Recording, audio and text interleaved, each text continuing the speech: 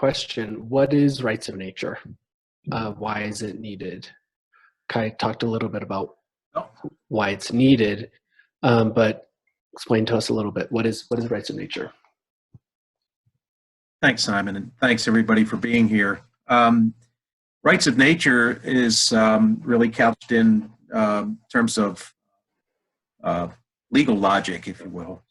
It's a different strategy. Instead of relying on what Kai was talking about, relying on the rules that began since with the EPA in 1970, the beginning of Earth Day celebration, rather than relying on limiting how much harm can be done to the natural world, to ecosystems.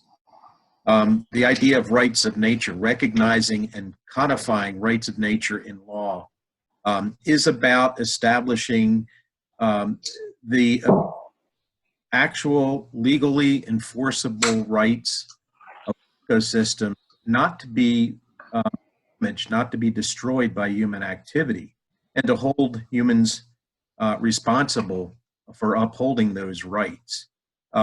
Codifying it in law is what we do as rights when we value something highly.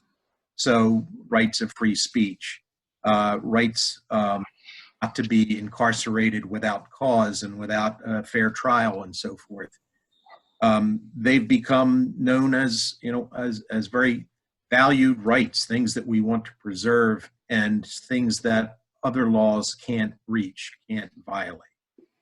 Rights of nature is about recognizing the importance of nature in and of itself. It's not how nature is good for people, it's how it's good for all of us, because we're a part of nature, we're not apart from nature. And so recognizing rights of nature is a way of, instead of the process that we've been involved in for the past 50 years, of limiting and, in fact, through permitting processes, harm to ecosystems. The idea is to guarantee that nature cannot be fouled, can't be destroyed in order to benefit whoever it might be, but generally it's for corporate profit. It's for really sustaining the endless production of more, as Richard Grossman used to say it.